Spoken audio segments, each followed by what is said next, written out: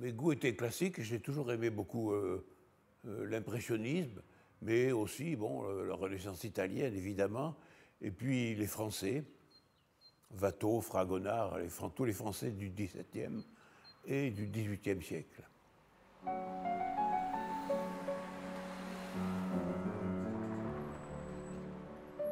Quand j'étais aux arts décoratifs, j'ai commencé à aller voir dans les galeries d'art, et j'ai trouvé quand même que l'art contemporain partait dans tous les sens, et surtout dans un élan de déconstruction. C'est comme si la culture avait été suffisamment élaborée et suffisamment en place, avec suffisamment de production, pour qu'on puisse jouer avec la totalité de la peinture. Jouer contre, jouer à l'intérieur, jouer à côté, etc. Ça donne du champ, dont on voit que quand il est peintre classique, ce qu'il fait, ce sont des tableaux teints sans grand intérêt, et qu'à partir du moment où il fait les ready-made, il y a autre chose qui arrive. Donc moi, ce que je cherchais, c'était un peu dans ce sens-là. Une peinture contestataire, simple, qui marque une rupture, ou qui est dans le sens de cette rupture.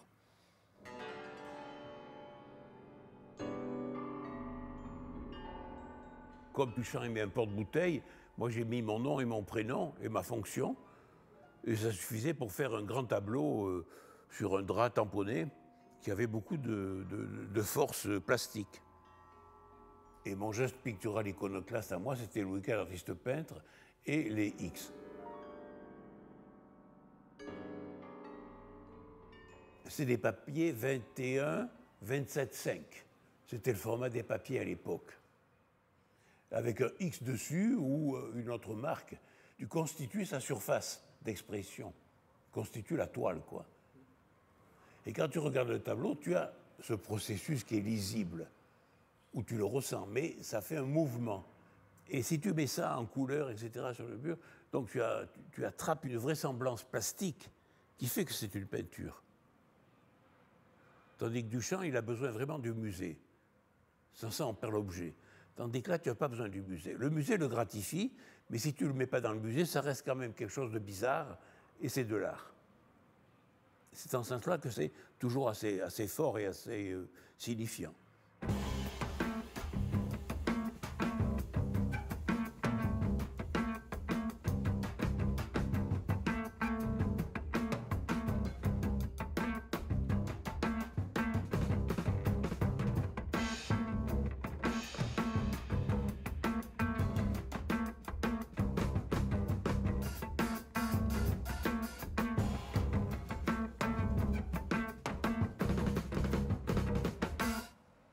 Après, j'ai fait les tampons muets, comme ça, c'était assez joli, avec un rapport avec le sensuaire, ça venait tout seul, une impression.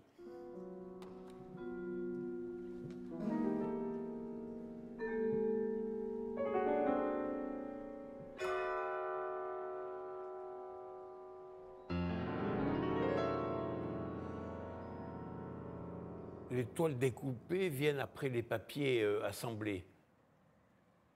Quand j'ai découpé la toile et qu'on l'accroche sur le mur, tu sens la petite épaisseur de la toile. Et tu vois qu'à un moment donné, elle est découpée et rabattue sur elle-même. Donc il y a un geste, si tu veux. Elle produit son mouvement, et ce mouvement produit la forme de la toile. Formellement, elle est constituée par la découpe et le rabattement. Et après, les couleurs sont mises, bleu, jaune, rouge, etc., pour souligner les différentes surfaces, pliées ou découpées. Donc il y a un mouvement qui constitue le résultat final. Et c'est ça qui est assez gracieux, quoi.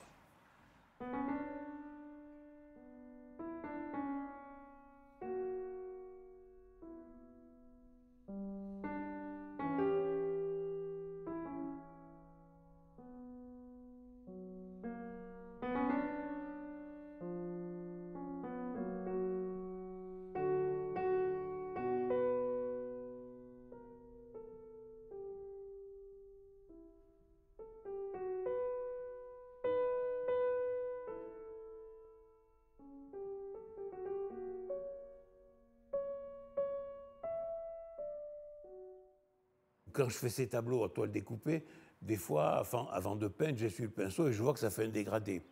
Je me dis, tiens, on pourrait faire des toiles dégradées.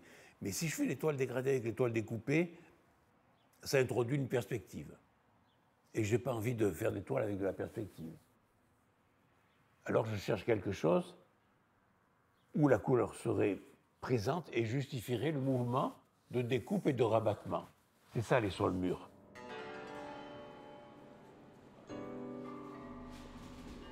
C'est pas quelque chose qui pend, qui est rustique, c'est quelque chose qui est parfaitement à plat et qui, de ce point de vue-là, plastiquement, est, je dirais, juste.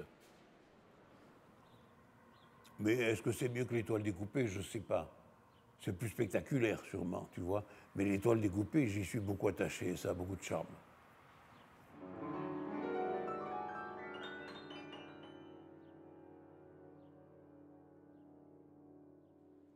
C'était un moment jubilatoire, tu vois, de pouvoir prendre les matériaux du châssis et d'inventer de l'art avec.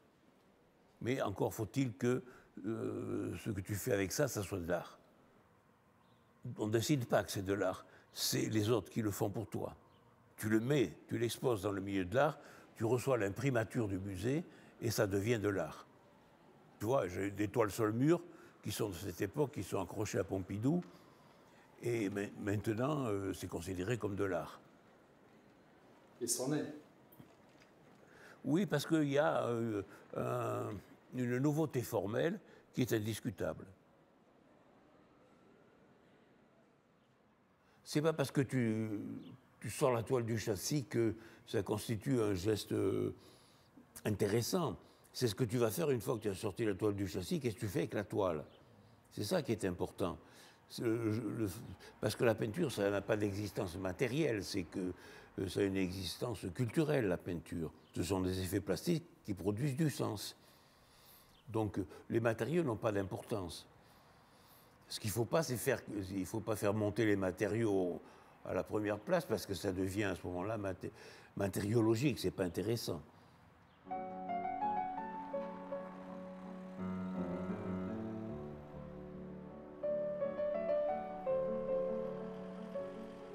Dans les années 60-70, il y a plusieurs mouvements de peinture qui occupent la scène picturale en France. Il y a l'école de Paris finissante, il y a l'art cinétique, il y a l'art conceptuel, le minimal art. Et disons quelques autres écoles comme ça, peut-être moins connues.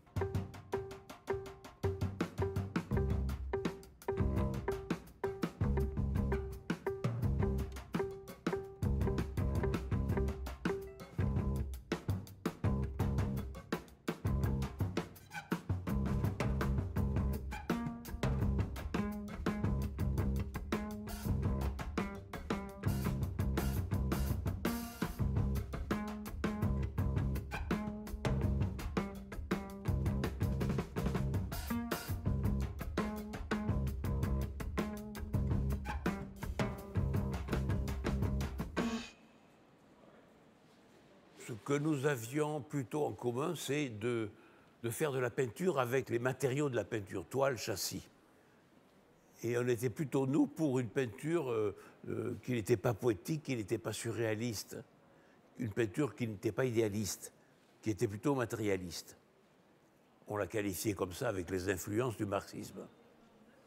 Alors certains ont décollé la toile du châssis, comme moi, puis l'ont découpée, d'autres, comme Viala, ont peint dessus, d'autres, comme Deleuze, ont enlevé la toile et montré le châssis. C'était des formes d'art tout à fait nouvelles. C'était aussi des gestes avant-gardistes, on disait ça comme ça, qui étaient dans le prolongement de Duchamp. À savoir trouver une forme d'art nouvelle, formellement nouveau, qui nous permette de nous faire connaître. C'était un but d'être reconnu pour... On ne savait pas que c'était ça, mais le fond, c'était ça.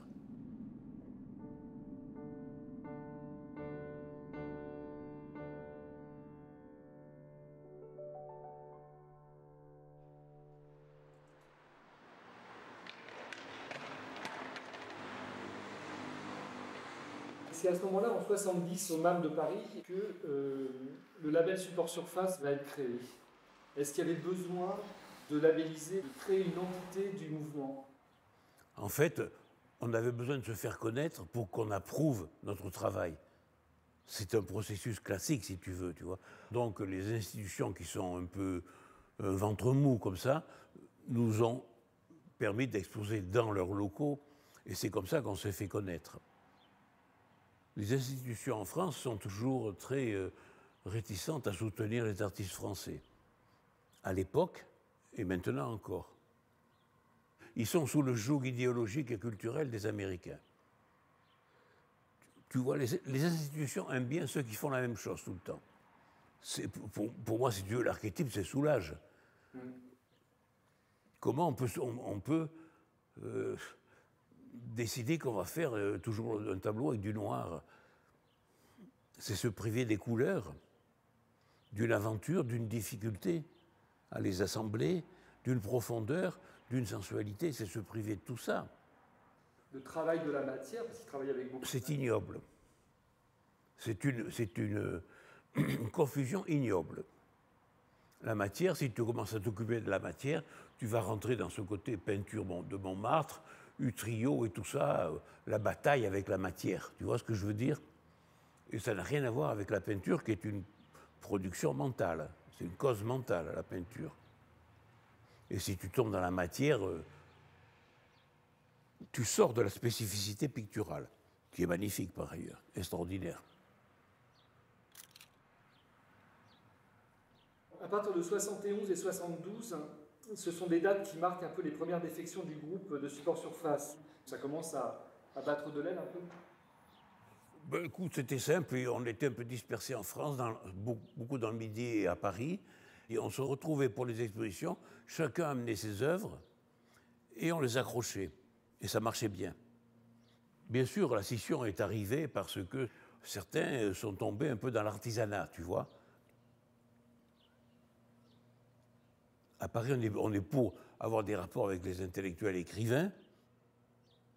On crée une revue qui s'appelle Peinture et théorique, qui s'occupe de parler de l'art, etc. C'est un refus de tout ce qui est peinture militante, de tout ce qui est surréaliste, tout ce qui est peinture poétique ou sociologique. Nous, on a plutôt élaboré une pensée matérialiste. On partait de la description du tableau. Et on pensait que cette description formelle était plus intéressante à mettre en place qu'un discours poétique ou un discours sur l'artiste. C'était mieux, par exemple, si tu parles d'un tableau de Cézanne, que tu t'intéresses à la touche de Cézanne, à la façon dont il met des perspectives dedans, au rapport de couleurs entre elles. Donc on regardait le tableau et on décrivait le tableau. Et à ce moment-là, tu vas voir si ça produit des connaissances. C'est le rôle de l'art de produire de la connaissance. Si tu regardes un Cézanne, tu es emballé par les rapports de couleurs, tout ça, tu sens que c'est sensuel. À ce moment-là, tu décris le tableau et tu vois qu'il y a des camailleux de gris, de vert, etc., qui sont juxtaposés, qui sont posés en étant, je dirais, lissés, d'autres qui sont râpés, etc. Et tout ça, ça produit un effet de sensualité certain. Donc, la peinture peut produire des effets de sensualité. Il faut voir qu'à l'époque, le PCF était d'une grande importance culturelle en France. Très, très, très grande. Avec beaucoup de revues, il dominait la scène intellectuelle française. La Nouvelle Critique, les Lettres françaises, tout ça, ça avait un poids énorme. Nous avons attaqué ces dinosaures. On est aux alentours de 73. Biolay est parti, Daniel Dezeuze aussi. Pincemin s'en va en 73. Et tout le monde part faire ses expositions dans son coin. Qu'est-ce qui est devenu Support Surface? Eh bien, Support Surface existe toujours. On expose toujours ensemble dans des institutions qui le demandent. On prend des tableaux anciens et on les met ensemble. Ça couvre quelques 5-6 ans, tu vois, de production picturale, et on est d'accord pour exposer ensemble. Mais les gens, quand ils veulent des expositions Support Surface, ils veulent des pièces historiques. Donc, on ne met pas les dernières pièces qu'on a fait qui sont dans cet esprit-là. Moi, il m'arrive de faire des tableaux avec l'esprit Support Surface. C'est un état d'esprit.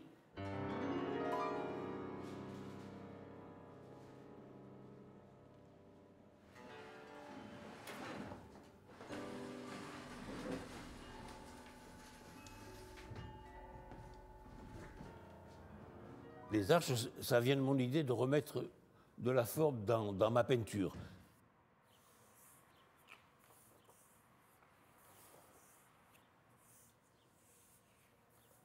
Voilà, ça c'est les arches. C'est Brunelleschi, ben, c'est l'hôpital des Innocents à Florence. C'est une répétition d'arches comme ça, tu vois, on dit parfaitement proportionnées. Et quand tu regardes ça, c'est assez intéressant parce que c'est abouti comme forme. Je te rappelle qu'en Orient, l'arche, elle est pointue. C'est-à-dire que Dieu est à la pointe de l'arche. Tandis que dans la Renaissance italienne, comme c'est rond, un rond qui ne se termine pas, qui descend sur les côtés, Dieu est partout sur le rond. C'est une différence importante. Et bon, enfin, c'est une forme architecturale qui est dans toute la Renaissance italienne, les portes cintrées comme ça.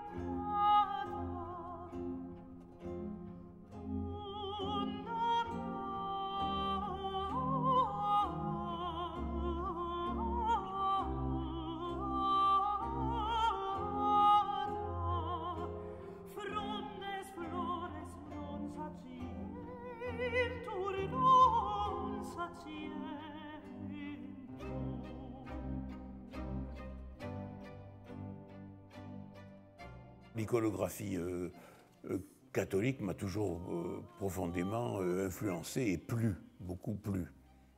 Il y a un tel volume de production fort belle que c'est absolument impossible de passer à côté, quoi, de faire comme si ça n'existait pas. Les nativités sont toujours très charmantes, très jolies, avec une grande puissance évocatrice. Et puis l'histoire des rois mages qui arrivent et tout, c'est magnifique. Les nativités, par exemple, de faire ça aujourd'hui.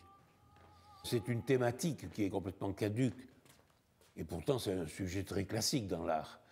Donc ça m'a intéressé de recharger notre époque avec de l'iconographie catholique, oui, bien sûr.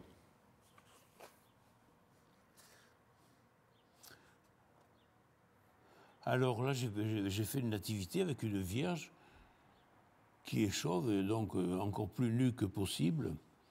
Elle est sereine, tu vois, elle fait son boulot de mettre l'enfant au monde, mais d'une manière très calme et très sereine, quoi. Et qui accouche carrément, qui sort son enfant de son vagin devant l'ange. L'ange Gabriel n'est pas là à l'accouchement, mais vous prenez un peu des libertés avec l'histoire de la Bible. Oui, beaucoup. Je ne sais pas si c'est bien ou pas, mais je le fais. Je l'ai fait.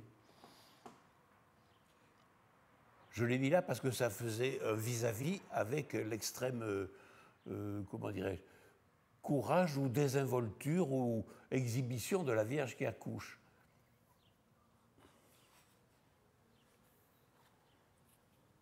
Celui-là est bien. Il y a plusieurs vitesses de peinture dedans, tu vois. Les mains de l'ange, tout ça, le visage, c'est quand même un peu dessiné, c'est pas n'importe quoi. L'ange, c'est sûr. L'ange, c'est les plumes et ça permet de mettre plusieurs couleurs en dégradé, etc. Tu vois. C'est délicieux peindre un ange avec ses couleurs dans les plumes.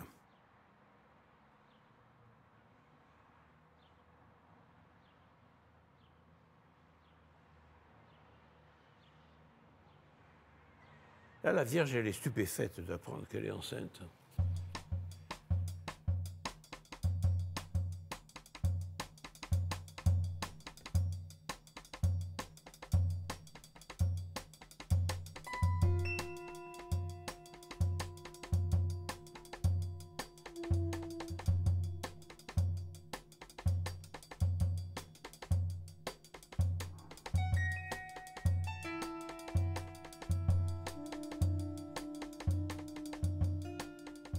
Si Claudel voyait ces tableaux, il serait fou de rage. Hein.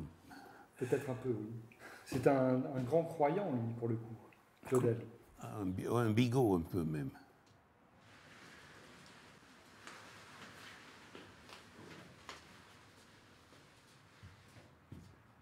Ce qui m'intéressait dans les premières, c'était de les positionner comme quand elles défilent dans un concours de beauté. Tout aligné, quoi. Et de transcrire peut-être, avec une peinture expressionniste, leurs humeurs intérieures. C'est un peu ça. Et en même temps, comme c'était souvent peint avec les mains, le pinceau, avec des projections de peinture, j'y éprouvais du plaisir. Mais évidemment, il faudrait voir si le résultat de ce plaisir est picturalement valable. Et c'est pas sûr. Il n'y en a pas beaucoup de réussis parce que c'est très dur. Quand il y en a beaucoup qui sont ratés, où tu vois les névroses qui passent, où tu vois le naturalisme qui passe, tout ça, il ne faut pas que ça passe. Il faut que ça reste sublimé. Il faut que ça reste sublimé pour que ça soit réussi.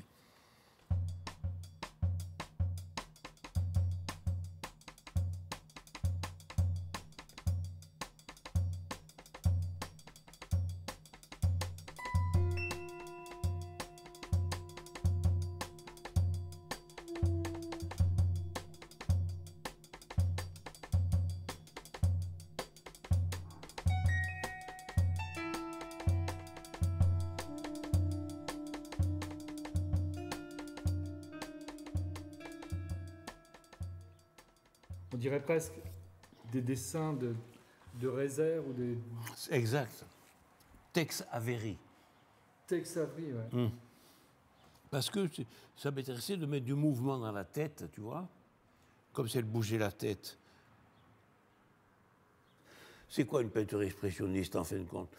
C'est une peinture qui va vers le plus de désordre et de brouillage de la figure possible, tout en la laissant quand même un peu apparaître, pour enrichir le désordre. Ou le contraire, ton désordre va produire de la figure pour enrichir ton geste expressionniste. Donc, je me mets dans cette situation de brouiller les cartes et de faire revenir de la figure comme ça. C'est un jeu. C'est un geste d'enfant gâté. Parce que s'il n'y a pas toute la peinture figurative pour le faire lire, ce geste, personne ne peut le lire. C'est la façon de peindre expressionniste que j'ai employée qui a produit une image expressionniste, évidemment. Mais il y en a qui sont peintes d'une manière très calme et très, très figurative.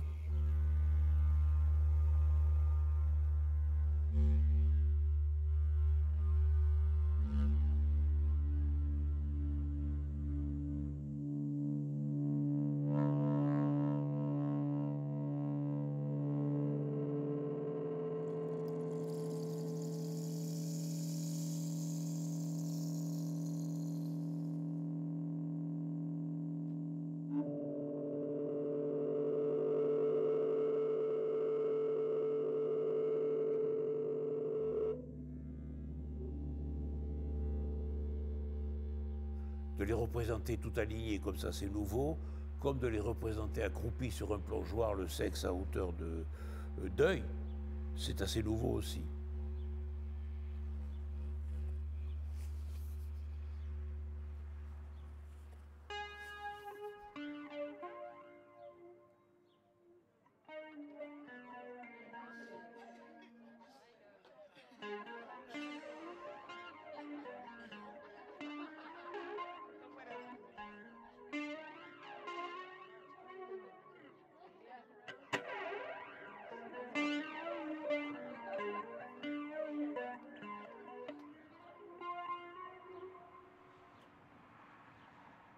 Je suis passé des femmes accroupies aux femmes d'Alger naturellement, tu vois. Picasso en a fait, qui c'est quelqu'un d'autre, Matisse aussi, je crois. Et bien voilà, je vais voir ce que je peux faire de ce côté-là. Peindre les femmes d'Alger ou peindre un déjeuner sur l'herbe, ça m'intéressait. Tu vois, le déjeuner sur l'herbe, je vois, il a l'influence cézannienne. Il a une femme très stylisée avec un sexe énorme, très... Ben c'est ce que je vois, oui. Très, très beau d'ailleurs.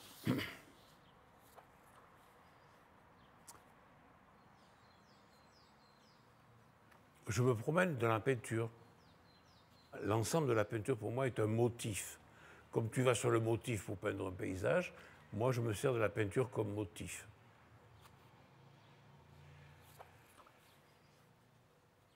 Picasso m'intéresse beaucoup. Hein. C'est un immense peintre. Et il ne faut pas faire comme s'il n'avait pas existé. Donc moi, je m'en suis inspiré, j'ai bien regardé, etc. J'ai usé, maintenant c'est usé. Hein. Mais pendant quelques années, je suis resté dessus. Ça m'a permis de faire Carnifex. Je pense par exemple pendant un an ou deux au Guernica, je me dis quand même, il n'y a rien sur le goulag, c'est un truc qui a traumatisé notre époque, c'est des millions de morts. Et je me dis peut-être qu'il faudrait un jour essayer de faire ça. Quelque chose qui rassemble un peu, façon BD même, tu vois, qui rassemble un peu tous ces drames du siècle précédent. Et puis, bon, quand j'ai la folie ou le courage, hop, je commence le tableau. Tu as la guillotine, tu as les camps de concentration, après tu as la Gégène en Algérie, après tu as Pol Pot, après tu as le napalm, les hélicoptères russes en Afghanistan, et ça se termine par une lapidation. Donc, tu vois, c'est une pensée qui chemine sur une possible peinture, et quand elle est là, eh ben j'y vais. Je ne la refoule pas. Pour rester dans mon tableau ancien, j'y vais. Et je pars dans l'inconnu. L'inconnu dramatique, parce que quand tu fais une scène de torture, tu es toi-même torturé, ou tu es le type qui torture. Tu vois, tu descends dans ton tréfonds, tu vas connaître ton tréfonds personnel. Donc c'est très très éprouvant. Ce tableau a été très dur à peindre, très long, très dur. J'ai eu un soulagement de ne plus être dans ce truc. Et est-ce que vous pensez qu'avec le temps, une œuvre comme Carnifex ou Guernica puisse conserver toute sa puissance évocatrice, ou est-ce que c'est simplement devenu une œuvre comme une autre? Ah oui, la puissance de Guernica est indiscutable. Il y a une stylisation géniale. Une stylisation des personnages absolument géniale. La mère qui est dans Guernica, qui soutient l'enfant avec la main comme ça, l'enfant, formidable, formidable. Donc c'est un morceau de peinture extraordinaire, merveilleux. Le Carnifex, il y a moins de stylisation, moins de recherche de stylisation. Les personnages sont plus naturalistes, tu vois, ils sont plus faibles de ce point de vue-là, mais ils sont plus identifiables. Tous identifiables à une exaction. Et je pense que ce tableau, bon, il est là, les gens le connaissent, mais ils ne savent pas comment le prendre.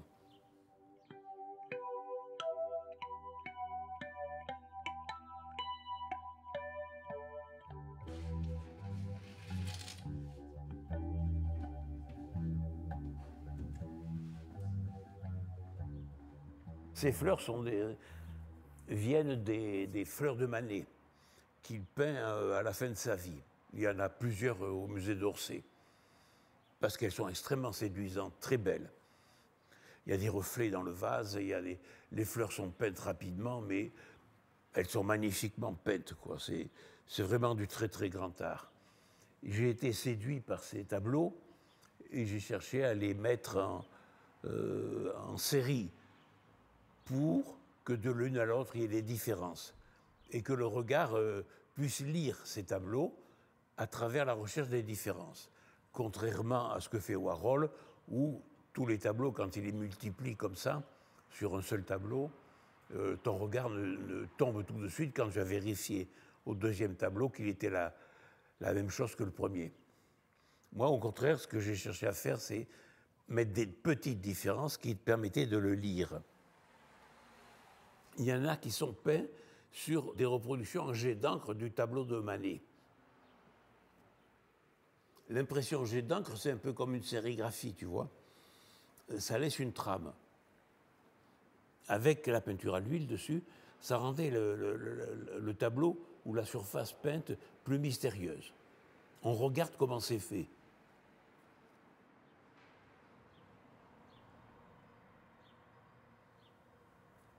Et après, j'ai fait les fleurs effacées. Et là, c'est coupé dans son épaisseur. Il y a un effet de glissière, comme ça, rapide. Je retrouve un geste expressionniste, et puis en même temps, tu sais, c'est le geste que tu as quand tu fais ça avec une fleur pour la sentir, que tu l'écrases, tu la roules. Les derniers que j'ai faits, c'est ça. Qui là sont peints directement sur la toile et sont par définition tous différents. C'est l'épuisement du sujet, si tu veux.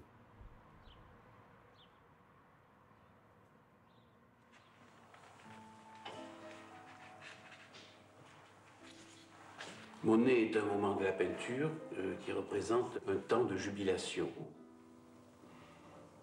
Les nymphéas, c'est quelque chose qui a un rapport avec l'air, avec l'eau, avec les nuages, avec le reflet des nuages dans l'eau, avec les reflets de l'eau dans l'air, etc. Donc c'est quelque chose qui a à voir beaucoup avec l'atmosphère, avec l'air, avec la légèreté de l'individu. Et c'est en comprenant cette philosophie, ou en explorant cette philosophie du corps comme ça, qui pourrait être allégé par un mouvement pictural dénaturalisé, où on enlèverait son poids et sa lourdeur, et aussi tous les drames sociologiques qui se rattachent comme ça au corps dans notre société, et surtout dans notre époque, qu'il m'a plu d'explorer cette philosophie. Donc de là viennent ces différences de façon de traiter de la couleur et de traiter même la touche comme ça.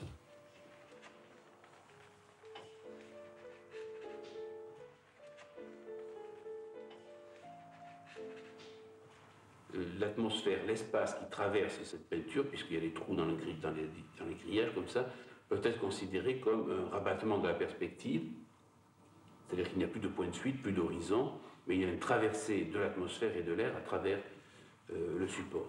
Est-ce que c'est suffisant pour dissoudre la matériologie du support? Quand je regarde les tableaux, peut-être. Je crois que peut-être là, il se passe quelque chose d'intéressant.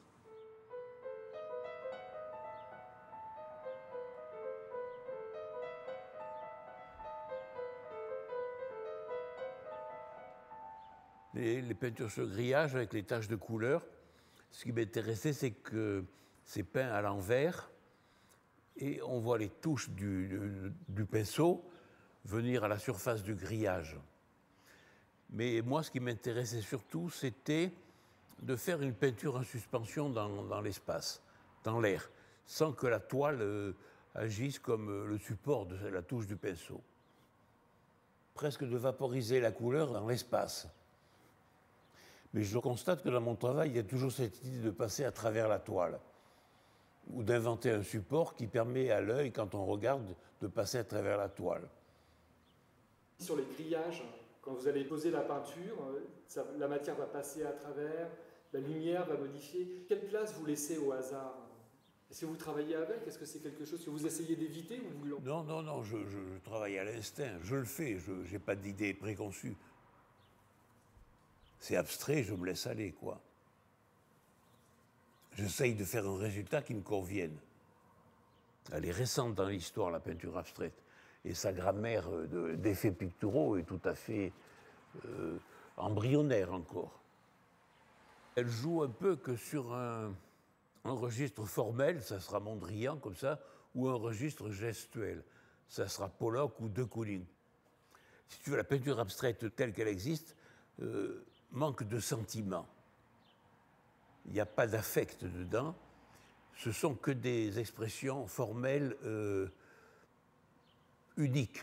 Tu vois, Pollock, c'est le geste unique. Soulages aussi, c'est le geste unique. Et tout ça, pour moi, est un peu archaïque, quoi. C'est un peu archaïque. Et vous pensez que dans un geste, comme chez Pollock, par exemple, on ne peut pas créer une forme d'émotion?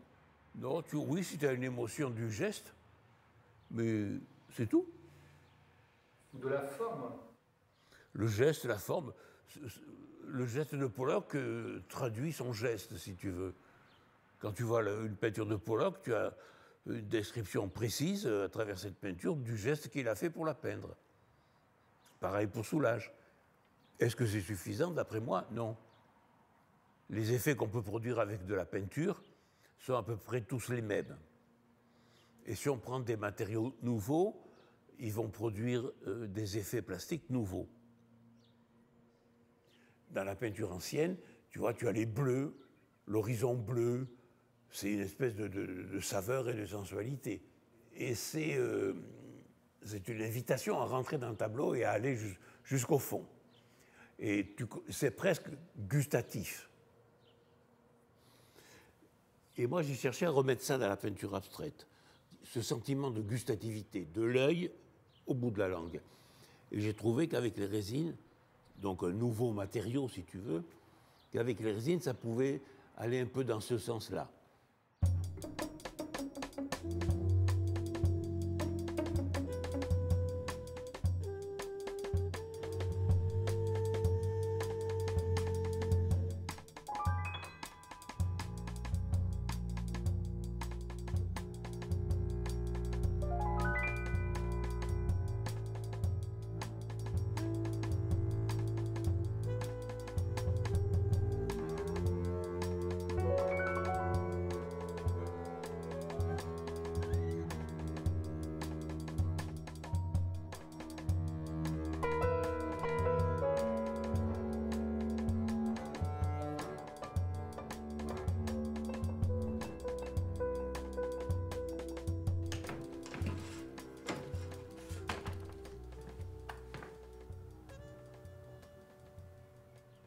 Donc là, selon vous, ça fonctionne, ça apporte... À mon avis, c'est un peu réussi, oui. Et si on l'apprécie formellement, quoi. Il faut toujours regarder ce qu'on a fait d'une manière formelle, qu'est-ce que ça produit comme effet pictural.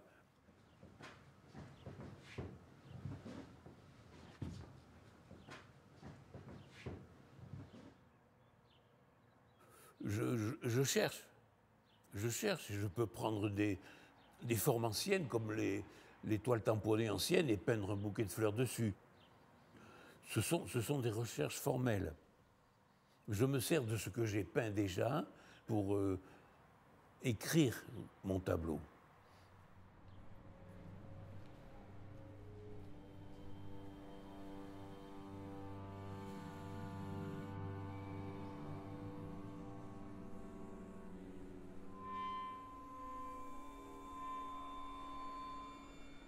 Il y a beaucoup de tissus du XVIIIe siècle, avec des broderies donc de cette époque, qui ont un caractère d'extrême finesse et de rapport de couleurs entre elles très civilisé, très élaboré. Et ça m'appelait à peindre par-dessus, quoi, à imiter ce rapport de couleurs. Donc vous les intégrez dans une composition ou est-ce que... Non, je peins par-dessus. Une nymphéa peut-être. Je suis séduit. Je suis amoureux de la broderie et je fais une peinture comme ça dessus. C'est simple, je me laisse aller, quoi.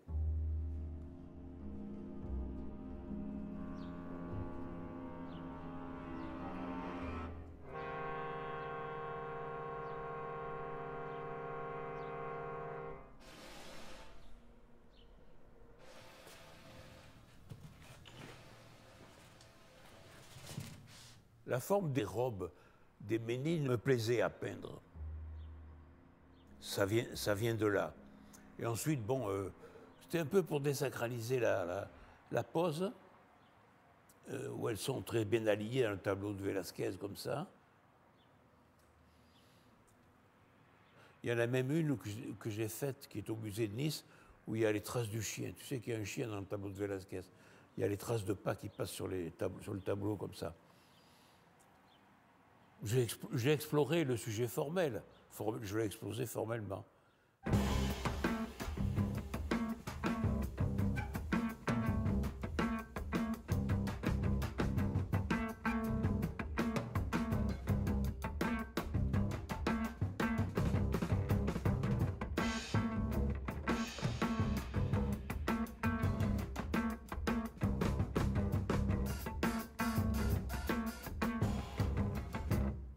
Puis à la fin, ça se gâte, c'est complètement abstrait, quoi. Je fais évoluer mon motif. Ça fait longtemps que j'en ai pas fait. Ça vous manque?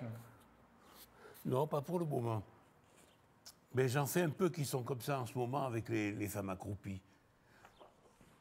Là, elles sont sur le châssis. Celle-là, on reconnaît que c'est une Ménine. Mais là, elles sont sur un plongeoir. c'est pareil, tu vois, c'est la même façon de peindre. Là, tu as un fond très classique dans les Ménines, tu as un fond très classique, et puis tu as les Ménines accroupies qui sont un peu barbouillées. Mais là, tout est barbouillé. C'est torché. C'est torché, c'est vite peint, c'est arraché, les repentirs sont visibles, la figure est traitée pareil que tout le reste. Je remets de la figure sur un geste abstrait, pour faire croire, tout ça est un mensonge et un leurre, pour faire croire que c'est venu dans le même mouvement. Et c'est ça qui est assez intéressant, que la figure apparaisse presque malgré elle. Il y a un truc en plus dans ces tableaux, c'est que c'est comme s'il y avait beaucoup d'espace, beaucoup de largesse. On peut peindre n'importe comment, ça se rend quand même encore de la peinture. Et le peindre n'importe comment, ça suggère l'extrême maturité et l'extrême liberté de l'artiste. Et ça ne peut tenir que si la figure, elle vient par-dessus, instruire la forme expressionniste qui est derrière.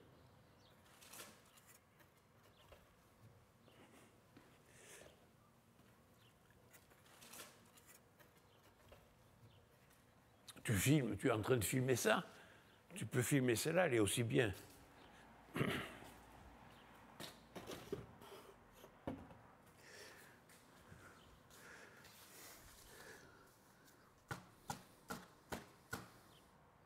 C'est plein de bonne humeur. On sent qu'il y a un plaisir à peindre, tu vois, qu'il y a un plaisir à barbouiller. Là, elle se touche, elle se sente les doigts. C'est un peu anti-MeToo. Et après, bon, il y a quand même des gestes, des trucs comme ça, elles se parlent, elles se regardent, qui remettent un peu de finesse par-dessus, tu vois. Les marchands, ou certains marchands sont très pudibonds, tu vois, ils aiment les trucs un peu qui ne posent pas de problème. En même temps, il n'y a pas de censure, parce que je suis dans mon atelier, je peins ce que je veux. Hein. Bien sûr, mais il faut pouvoir les montrer aussi, c'est important de pouvoir montrer son travail. Les gens savent que je peins ça.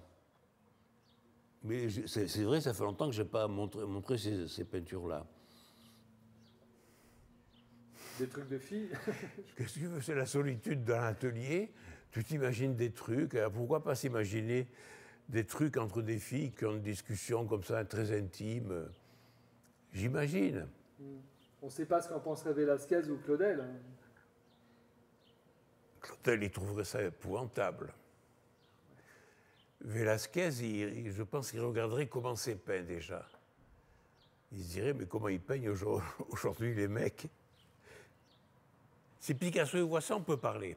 De Koenig aussi, tu vois. Même Toulouse-Lautrec, par exemple. Mais si tu as un type comme Botticelli qui voit ça, ou le Bernin, pas sûr, hein. Par contre, sur la sculpture de la femme à poil qui est à la galerie, là, je pourrais parler avec tous les artistes.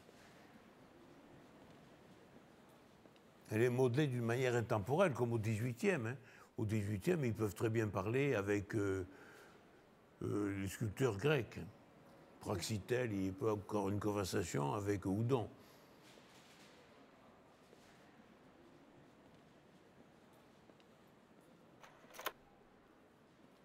Est-ce que le nu ou la nudité, ça renvoie forcément à la sexualité?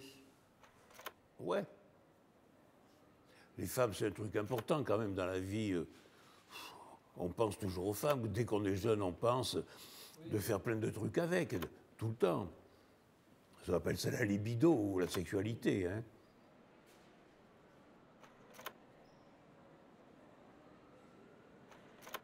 La sculpture, c'est pas beaucoup sublimé. Quand tu fais un corps de femme à poil, tu fais une femme à poil, identifiable et reconnaissable. Donc, c'est pas sublimé. Moins sublimé que la peinture. Et il faut que le résultat plastique que tu en donnes, il y ait de l'esprit, de la sensualité, un rapport avec l'histoire du corps féminin, sculpté, un rapport avec la nudité, parce que tu ne vas pas faire une femme habillée. Les Grecs ont fait des plis partout, sans arrêt. Donc, c'est vraiment un rapport avec l'histoire de l'art quand tu fais une sculpture d'une femme à poil, tu vois. Et moi, je me suis dit, mais quand même, on va essayer de faire une femme nue dont la seule nudité serait le motif nécessaire à construire cette sculpture. Il n'y a pas ça dans l'histoire de la sculpture. Il y a peut-être le regard aussi, parce que sur l'Olympia ou sur, par exemple, le déjeuner sur l'herbe, la femme nue regarde aussi le spectateur. Et ça, c'est une... Oui, elle est assise, elle se montre moins, elle est moins frontale. Tu vois, elle est habillée par sa pose assise. Dans la sculpture grecque, elle est habillée par son drapé. Si elle est Diane Chasseresse, elle est habillée avec son arc et son mouvement. Il n'y en a pas, je te dis. Cherche-moi une, tu me la montres. Il y a une sculpture de Bailleul qui date des années 10, qui s'appelle L'été. Au jardin des Tuileries. Oui, c'est ça, oui. Oui, Bailleul n'est pas très loin de ça, mais il y a toujours un mouvement, un déhachement. Si tu veux les mains écartées comme ça, elle a une pose qui l'habille. Dans la mienne, il n'y a pas de pose qui l'habille. Je l'aurais imaginé à côté du David de Michel-Ange. Ils iraient pas mal ensemble, non? Si tu veux, le David de Michel-Ange, il est habillé d'une manière expressionniste en rond de bosse, par les muscles qu'il a, tu vois. Ils ont encore, à cette époque, ils ont encore la préoccupation de la vérité. Tandis que celle-là, elle est lisse de partout, il n'y a même pas un pli de peau. La mienne, je veux dire. Donc quand j'ai fait cette sculpture, j'ai essayé de faire une femme le plus nue possible. Et c'est peut-être réussi. Évidemment, quand tu fais l'exposition, c'est public. Donc c'est soumis à la critique du public. Mais est-ce que ça a une influence après sur votre travail? Ah, ça peut m'amener à modifier des choses, oui, bien sûr. Les critiques des amateurs d'art sont parfois pleines de bon sens. Hein. Et je pense que l'intérêt du peintre, c'est d'écouter les critiques qu'on fait sur les tableaux qu'il a peints. Comment vous percevez la scène artistique aujourd'hui, en 2020? Elle a gagné en densité. Il y en a beaucoup. Quand j'ai commencé, il y avait 3-4 galeries d'art contemporain à Paris. Peut-être qu'il y en a 200 aujourd'hui. Donc, dans ces 200 galeries, il y a des tableaux. Tu vois, il y a beaucoup d'artistes qui ont fait des tableaux dans ces 200 galeries. Oui, c'est ça. La production artistique est considérable aujourd'hui. Quelle a été votre influence au sein du groupe de Support Surface? Je crois que les tableaux que j'ai faits à cette époque, les toiles découpées, les tampons, les Louis Kahn artistes peintres, c'est quelque chose qui a beaucoup d'impact esthétique, qui vieillit très très bien. C'est une façon de faire la peinture qui est assez ludique et ça influence beaucoup de monde. Il y en a aux États-Unis, il y en a pas mal en France, mais beaucoup aux États-Unis, c'est marrant. Et les tendances aujourd'hui, comment vous les percevez? Les tendances? Il y a toutes les tendances. Il y a toutes les tendances, je crois. Tu vas tout trouver dans l'art contemporain, le figuratif, l'abstrait, l'art conceptuel, le ready-made, tu vas trouver tout ça. Peut-être pour y lire qu'est-ce qui est intéressant et important, il faut être un peu cultivé, quoi, c'est tout. Il faut être un peu curieux et cultivé. Allez, tu en as assez, hein? Je pense que là on a fait le tour. On a fait le tour de rien du tout, tu peux pas savoir. Non, je ne sais pas. Mais en fait, il y en a pas mal.